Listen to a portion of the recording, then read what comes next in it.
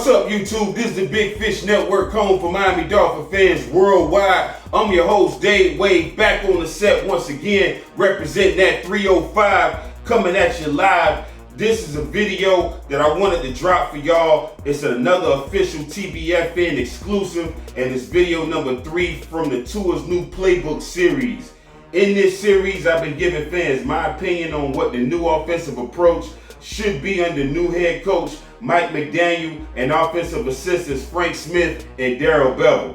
Now, all three are highly fluent in the West Coast offense and can turn Tua into the next Steve Young or Drew Brees, in my opinion. Frank Smith has experience working with Sean Payton's staff, so maybe he can install some of them same Brees plays that they ran over there in New Orleans. Bevell's worked with Russell Wilson in the past, so he also has experience working with shorter quarterbacks. So I think Tua has all the guidance that he needs. Mike McDaniel, being well versed in the run game, is going to really be able to put us over the top, I believe. If you've been rocking with me from day one and following the channel and watched the first 2 videos in the Tour's new Playbook series, then you know that I already have us keeping Tua for the next 3 years and developing him into the quarterback that we need him to be. And I want him to learn a hyper scheme that could be adaptable, that we could just roll out on teams at any given moment, at any points in the game, and just something that can throw them off and give them another thing that they got to worry about defensively and worry about as far as how we're going to attack them. I've been watching the game for a long time, and I'm giving you my perspective based on film study, research, stats, and by using the great Don Shula as a reference. Now, the first scheme that I talked about was the Shula split back system, where we implement a fullback both in the running, receiving, and blocking game to keep defenses honest and confused, not knowing when we're going to attack them or where on the field. Y'all go back and check out that video if you didn't get a chance to. The second video was called Shula's Three-Headed Monster, where I discussed how we need to create a multiple rushing attack out of those split back sets by deliberately forming a room of running backs that got different weight classes.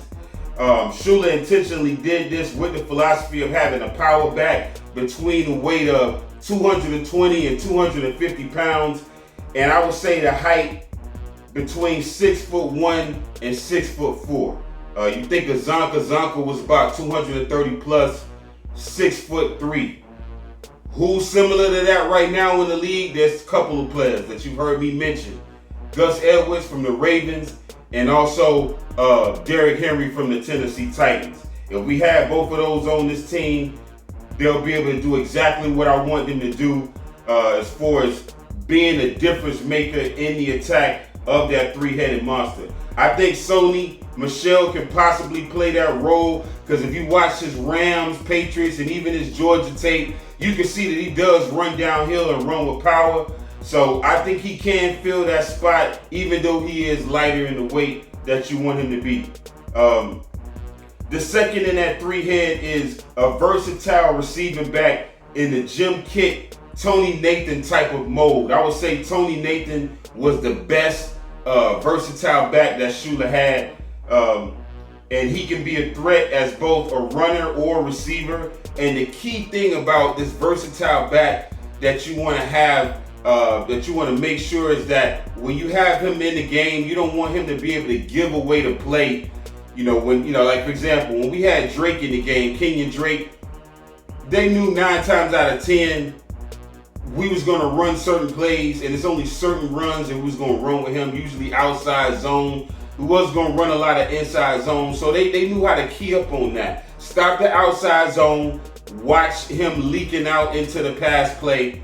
But when you got a runner who can run both inside, in between the tackles, and outside, and you don't know if he's blocking or being a receiver, that's when you have that versatility that you need at that role.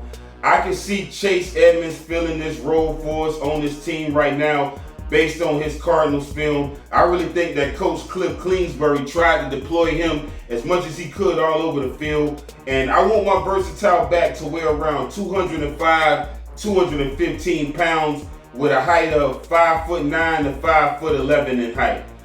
He should average over 500 yards in both rushing and receiving.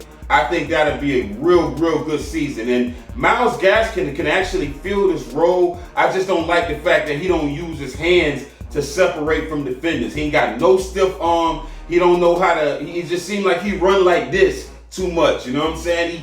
He run like that. I don't like that. I want runners who's trying to actually break tackles when they're in the open field. So hopefully Chase Edmonds can do that. If he can't, then we need to find a replacement for that particular role. The third head that you want in this monster is a shifty back in the mold of Mercury Morris. You know, somebody who got speed to take it the distance and they got wiggle to shake you out your cleats.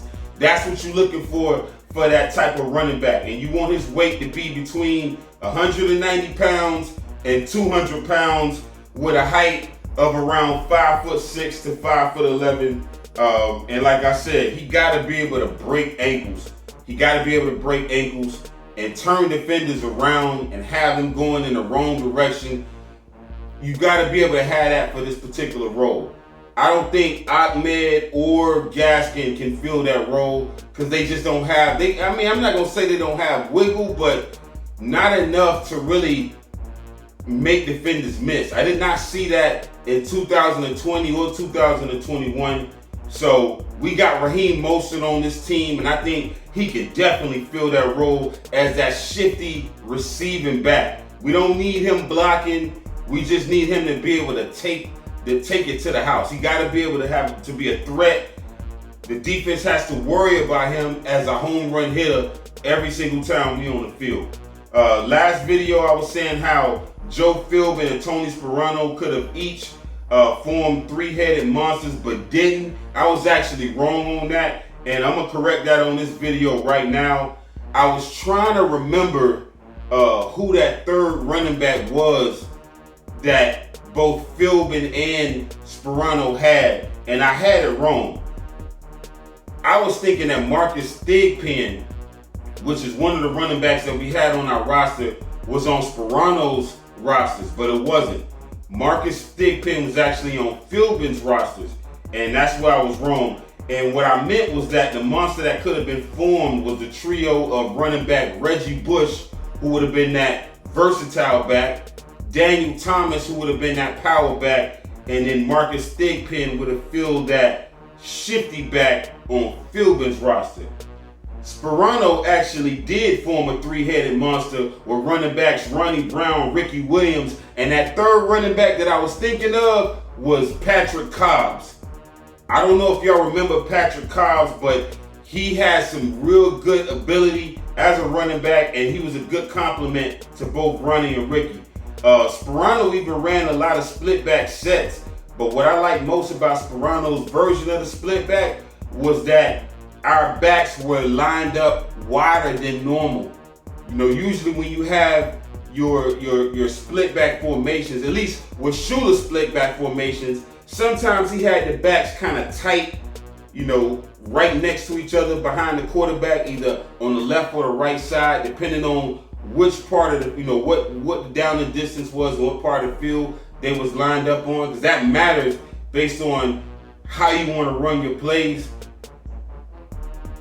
Sperano had it to where the running backs were on the left or the right side of the quarterback, and they were just out further out. I gotta watch film to see how that worked and why and how that affected the blocking scheme, but it was real clever and real unique in my opinion. But you know, I think Tony was just way ahead of his time as far as play calling, and he was extremely flexible and innovative. But no matter how good your assault is, you gotta have the right soldiers, and sometimes it takes time, you know, to find the horses that you need for your team. And coaches should get some more leeway to try certain players out and try certain experiments out in the beginning, you know, to see if it works. Because you just never know when you can just unleash it on certain teams. I think if Tony had time to find and coach up the talent that he needed, we could have had more than 1-11-5 season for sure. And I think Tony's approach is actually what I have in mind for this team right now, as far as having different offensive sets that we can morph into. Tony did this massively with quarterback Chad Pennington, wide receivers Ted Ginn, Greg Camarillo, and Devon Best. Now, Camarillo and Best didn't have elite speed. Ted Ginn did, but they had real good route running ability. And to all of the people that's been following the team, all the real Dolphin fans that's actually been watching the games, y'all know that Devon Best was like Jarvis Landry before Jarvis Landry. Like, he was able to hit you with that dead leg at any time and just shake you out your cleats, you know, at any given moment. And he just looked fast whenever he had the ball in his hands, even though he didn't have that 4.2 speed. Our tight ends, Anthony Fasano and David Martin, they was also a problem. And a lot of fans remember Fasano. They don't remember David Martin. David Martin was a threat in the middle of the field, and Chad Pennington was excellent throwing the ball in the middle of the field. I believe if we use some of the same formulas that Tony used with these skilled players that we got right now, I think we could be one of the highest scoring teams in the league either this year or within the next 3 years, especially if Lynn Bowden Jr., Chase Edmonds, and John Lovett can be what I think they can be, which are plug-and-play utility players that we can insert into the Wildcat package and add as a different variation. And if Raheem can stay healthy, he could be that motion back in the in the Wildcat attack. What I like about Coach McDaniel is he's worked with Raheem Mostert and has formed three-headed rotations in San Francisco with design runs to Samuels and Ayuk. Running backs Elijah Mitchell, Trey Sermon, and Jeff Wilson is a good trio right now for Trey Lance. And, you know, he's had success with all of those players last year in the past. I think Mike formed a similar group with this unit. Elijah almost had 1,000 yards rushing with 963. I do think Sony can be highly productive and put up those numbers as well. I don't want Sony or Quandre White in the Wildcat because I want them to be the backs that we use for the weak and strong, far and near, and single back sets. I think Chase Edmonds should be handling the majority of the shotgun runs, and I think he should be the main primary quarterback that we use for the Wildcat formation. I know somewhere in Hard Rock Stadium, Tony Sperano left a manual on how to build a dual offensive system. I think Mike McDaniel needs to find that manual and use it to maximize this roster, take advantage of the weather by wearing teams out with that ground and pound game. That's what we need to be doing, and running that deep play action. I call this episode PHINS Gone Wild to his new playbook, Bring Back the Wildcat. Wow. Y'all make sure and subscribe to the channel, hit that like button, and make sure and click all notifications so you can hear it first. Now, we unleashed and formally introduced the Wildcat offense to the NFL in 2008 when we used it to destroy and crush the New England Patriots in Week 3. Wow. Prior to that game, we started the season 0-2 after falling to the Brett Favre-led New York Jets and the Kurt Warner-led Arizona Cardinals at the time. When we played the Cardinals, we got smashed. We got smoked. Kurt Warner was finding Anquan Bolden deep, and Edgerrin James was running roughshod over us the whole game. And I feel like this is when Tuna began the Tuna regime, and he and Tony and offensive assistant David Lee went into that bag, which is what you got to do sometimes. And they had Ronnie Brown and Ricky Williams practicing the single wing formations as trick plays. I watched the podcast where former PHINS linebacker Channing Crowder was talking about it, and he was mentioning how we ran it in practice and the defense was laughing at it because they thought it was some pop gun high school type of offense. But when we ran it against the Patriots and it worked, they couldn't joke about it then. And I would say, besides the Miami Miracle with Kenyon Drake taking it to the crib, this is probably the most excited I ever been about a game that we done played. And man, I was in the ale house yelling at the top of my damn lungs. I damn near spit my beer out on somebody because I was so goddamn excited when I seen Ronnie Brown truck that safety before he scored. I mean, you just looked at, the whole game, and you can see that we just dominated all phases. All phases played like big fish ballers that day. And you could just see the disbelief on Bill Belichick's face when we was catching them by surprise. Even the fans was looking sick that whole game. The defense was over pursuing. They was over eager, taking bad angles, you know, and they was complaining to each other. And that's what you want to see when you play these teams in our division. The fans was leaving early, and it was just a great day to be a fan. We ended up pouring Gatorade on Coach Tony Sparano, and, you know, he became one of the few to just totally catch Bill Belichick off guard. And he did it at a time when, you know, they was pretty much at the peak of their dynasty. Don't get me wrong, they did not have Tom Brady that game because he was injured for the season. And, you know, Matt Castle pretty much was their quarterback the whole year. And, you know, we didn't actually beat their best, but still, I mean, at this point, they was one of the greatest dynasties, and it was at the height of their dynasty. Like I said, they still had an overall great team. They still had Randy Moss scaring the daylights out of corners every single Sunday, and we ended 2008 as polar opposites to them.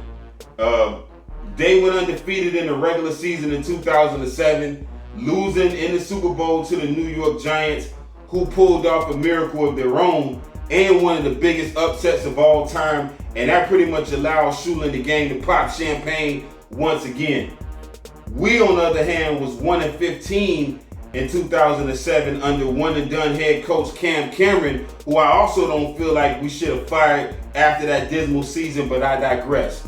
A lot of fans soured on him when we drafted wide receiver Ted Ginn, and his press conference was terrible from the jump.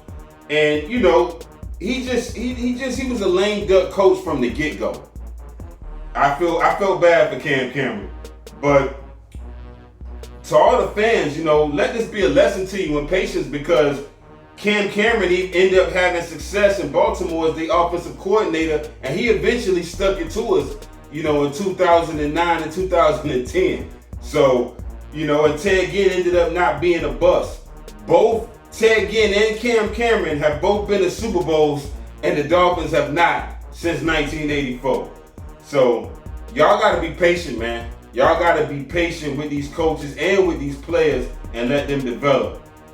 Ted Ginn did have some drops, but Sparano was able to get him open a lot on post patterns, deep passes, deep bombs down the field, corner routes, and, you know, he got him open. He got him open a lot.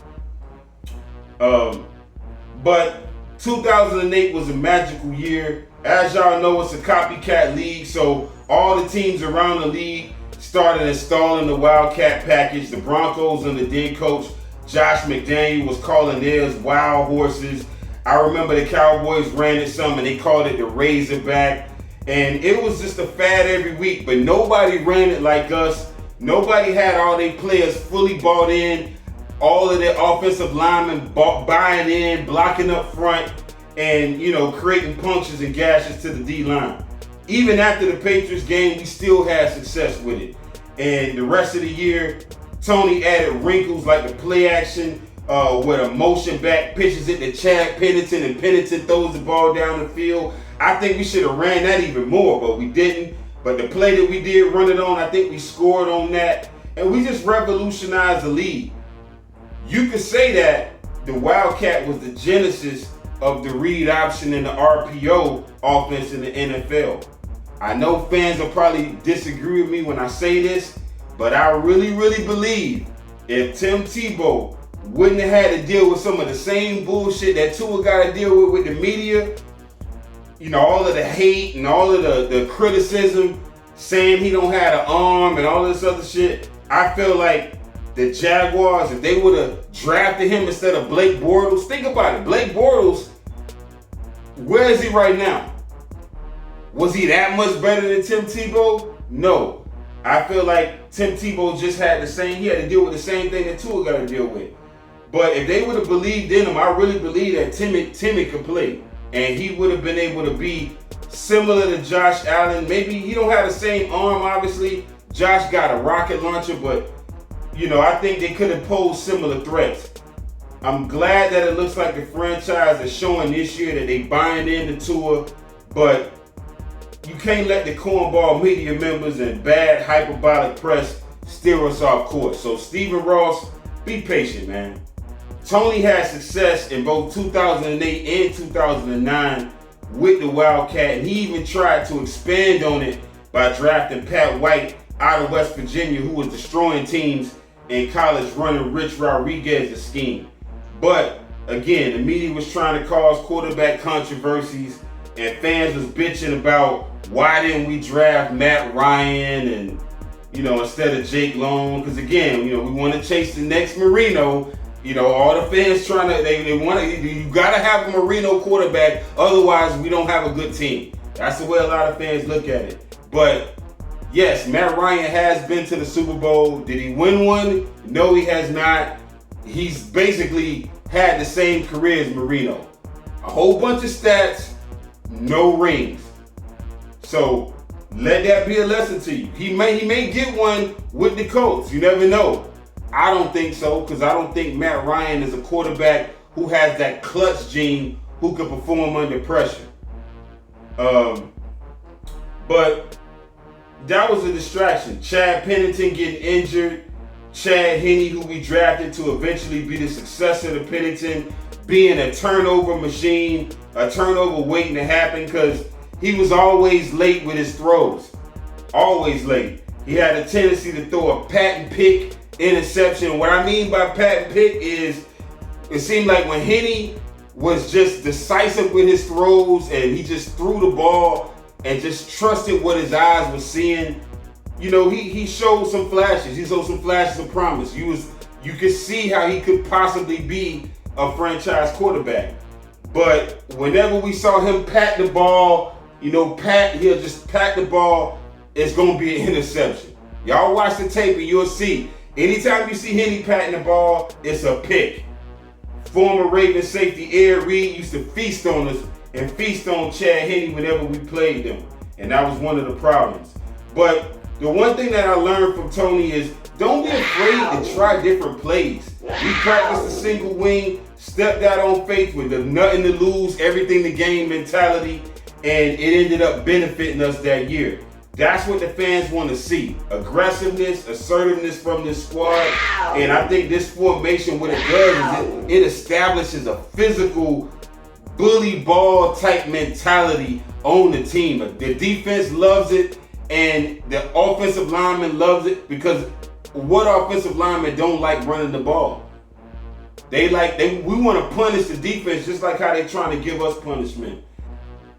But take a listen to former Dolphins and Razorback assistant David Lee break down the 3 most effective formations that he ran with the monster that they formed at Arkansas, which was the Stealer, the Counter, and the Power. Check out this clip. I'm David Lee, the quarterback coach, the offensive coordinator at the University of Arkansas, and we're here today to discuss Darren McFadden.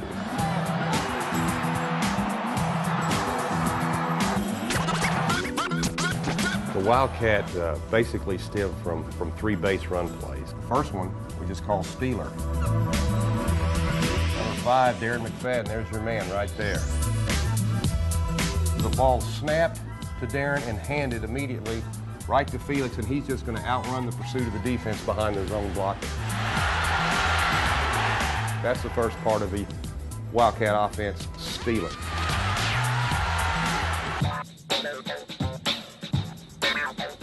We want to come and have something back behind these 2 tackles. That's a lot of beef, that's a lot of power, and that's actually what we're running now, which comes off the Stealer fake is 4 power. So when Felix comes across, the fake's made, and boom, this play could hit here, here, here, it could hit anywhere.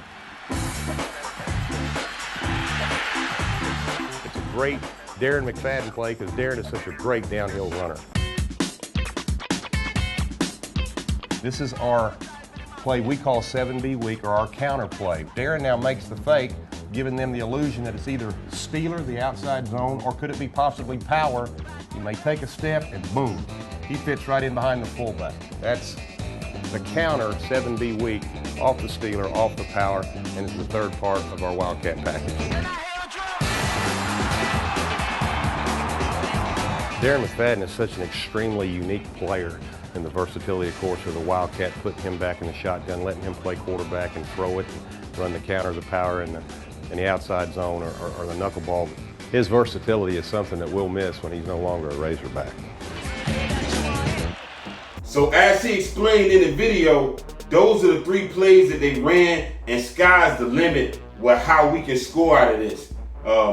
In 2007, you look at the 2 Arkansas running backs, they was both consensus All-Americans, Darren McFadden and Felix Jones.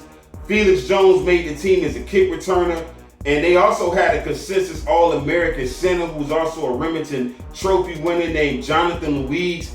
He was also what made that running game so powerful. And fullback Peyton Hillis, who could carry, catch, and even return kicks as an underclassman, he was also someone that you had to deal with. They didn't have a great team, but they did go 8-5. They lost to they had a Cotton Bowl blowout from Missouri when they played them, and so they lost in the Cotton Bowl. But the Hogs was pretty much a well-oiled running machine. They beat eventual national champion LSU at the time, and LSU was the team to beat at this time. Not Alabama, it was LSU. But they beat them, they beat their ass 50-48 in the game that saw McFadden run for 3 touchdowns, and he threw for another touchdown. As a team in total, they had 385 rushing yards on 53 attempts. So they was toting that pill that game. And they put the defense in a panic, had the linebacker slowing down and overthinking the play. That's what I want us to do with this scheme. And that's what we did when we had Tony Sperano implementing this. When you got Felix Jones coming across in a fast, lightning motion, like I said, it slows the linebackers down. They got to respect that. And then they had to respect the fact that McFadden could either hand it off, he could throw the ball to Marcus Monk or Peyton Hillis, or he could run it himself. I would say McFadden, Hillis, and Felix Jones are probably the closest to a modern-day Zonka kick and Morris trio. All 3 backs besides Felix Jones were starters in this league, and even Darren McFadden, when he balled out for the Raiders and the Cowboys, you knew he was going to do that. You knew he was going to do that. Felix Jones damn near replicated what the scouts saw on tape as the lightning to Marion Barber's power in Dallas. Some even was trying to say that Felix Jones should have been a starter in Dallas. But McFadden ended up totaling 1,994 scrimmage yards and 17 touchdowns in 2007, winning the Doak Walker Award as the country's top running back. Felix Jones went over 1,300 scrimmage yards and scored 11 times. As a passer, McFadden had 14 for 22, 205-yard stats with 7 touchdowns and 1 interception during his 3 seasons at Arkansas. Last year under Flores, I like the approach of being unpredictable and having 2 OCs. If given more time, I feel like we could have had a custom-built offense for Tua. I like that Flores actually had us running the Wildcat last year on a few teams, but we just didn't run it enough to really make it a threat every single game. The difference between Flores and Sperano is, like I said, Sperano wanted to take it to the max. He wanted to get Pat White, and really, if Pat White would have never got hurt, and I would say if we would have never added Brandon Marshall to the team, we could have still been running the Wildcat. I really don't even know why we stopped running it. Just because Pat White got hurt, I don't feel like that was a good reason. But it could have been because of the distractions and all of that. But we should have stayed running that scheme. I thought we had a good chance to implement it when we had running back Kalen Ballage and wide receivers Kai Loxley and Malcolm Perry in 2019 and 2020. I mean, I watched their tape. I thought that they could have been hidden gems for us if we could have used them in Wildcat packages. Kalen Ballage ran it a lot when he was with the Arizona Sun Devils in college. His best season was 2016, and I felt like if he could have replicated that, going over 500 yards in both rushing and receiving, we probably could have had something with Kalen. Perry was a beast with the Navy, and I think he could have played the quarterback in the formation out of the Wildcat We could even ran some of the veer runs and mixed in some of the triple option plays that he ran at Navy within the Wildcat package. Kai Loxley, I think, also could have been used as a Wildcat quarterback. And if you watch his UTEP tape, he made a lot of plays at quarterback. He had versatility as a wide receiver. And he also had moves to be able to break into the open field.